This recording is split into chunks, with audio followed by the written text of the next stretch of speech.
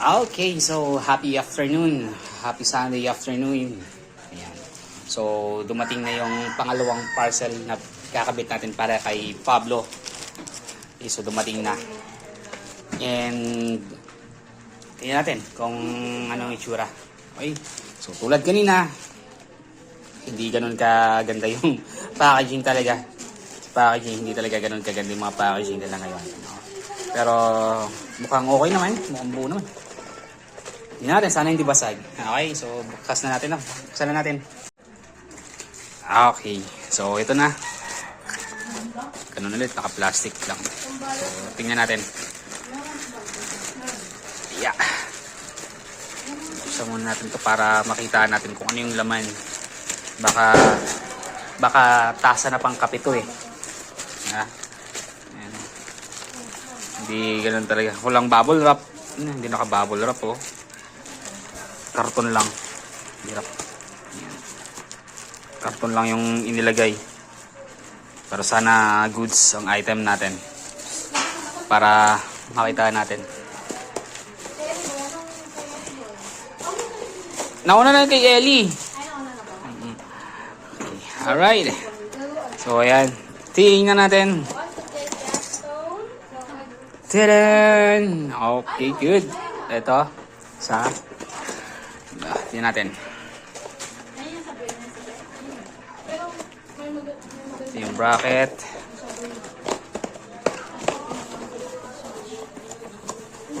Ito yung isa. And check natin yung second one. Para makita natin, para sabas natin.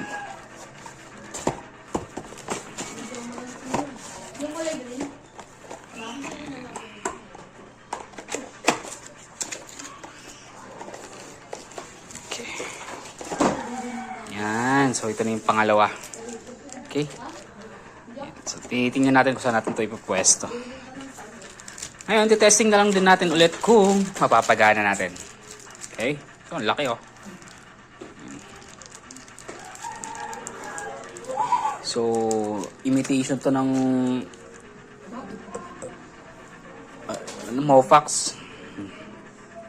Mofax na brand yung nasa online pero walang tatak. Ang Mofax kasi may pangalan yun eh.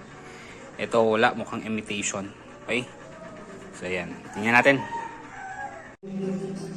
Okay, ayan. So naikabit na natin yung mga okay niya. Ayan. Accessories niya. Kasi ito na yung pinaka ayan. Silang dalawa. Ayan. Ayan yung tsura niya. Hindi kita. Dilim. Paras itim eh. Ayan. Tiningnan mo. Ayan. Diba? So, pag-isipan natin kung saan natin siya ilalagay. Kasi, I think kailangan natin, gusto ko sa gilid na lang ng daanan, pinto. Yan, sa may gilid. Kabilaan sila, sa may pinto. Pero, kailangan natin magpagawa ng bracket para may kabit natin ito. Okay? So yan muna kasi may music. Makaka-copyright tayo. Right? So check na lang natin ito pag okay na.